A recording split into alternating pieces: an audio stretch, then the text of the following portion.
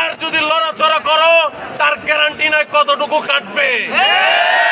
সাবধান করে দিতে চাচ্ছি, বাংলাদেশ নিয়ে চিন্তা করো না, ভারত খন্ড খন্ড করে ছেড়ে দেব। আরেকজন শুভেন্দু বলে আমাদের বাংলাদেশ থেকে নাকি 3 লক্ষ হাতে টানা রিক্সা কলকাতা দখল করতে যাচ্ছে। আরে গোলামের পুত, তোরা তো ব্রিটিশ পিওরদের থেকে, ব্রিটিশ আমলের থেকে টানা রিক্সা নিয়ে দৌড়াদৌড়ি করস। আমাদের বাংলাদেশের মধ্যে পায়ে চালিত রিক্সা, এখন অটো চালিত রিক্সা। আমাদের বাংলাদেশ উন্নয়ন হয়েছে, তোরা এখনো রেলপথে যা হাগু করস। তোরা আগে চিন্তা কর, তোরা ভারত কিভাবে শুধরাবি, বাংলাদেশ নিয়ে মাতামাতি করিস না। আরেকজন বলে বাংলাদেশ নাকি দখল করে ফেলবে। আমি বলতে চাই, তোমরা যদি বাংলাদেশ দখল করতে চিন্তা করো, আমাদের বাংলাদেশের মধ্যে যে ক্যান্টনমেন্ট গুলো আছে, সেই ক্যান্টনমেন্ট হলো মাদ্রাসার ক্যান্টনমেন্ট। মাদ্রাসার ক্যান্টনমেন্টে এক একটা জিহাদি পয়দা হয়ে আছে।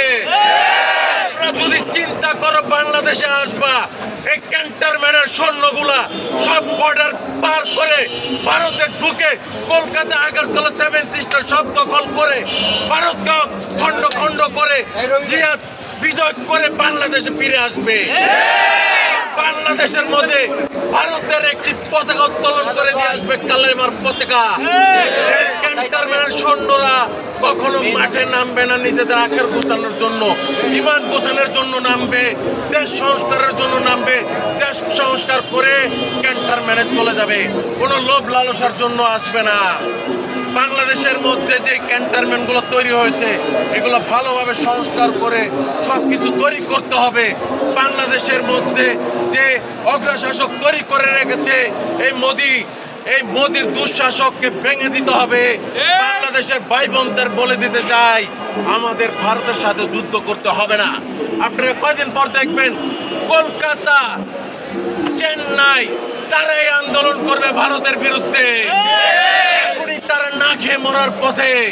বাংলাদেশ থেকে যত ভাই বোন না যাওয়া শুরু করে দিয়েছে, তখনই তাদের ব্যবসা, ট্রান্সপোর্ট, হোটেল, রেস্টুরেন্ট সবকিছু বন্ধের মধ্যে হয়ে গিয়েছে।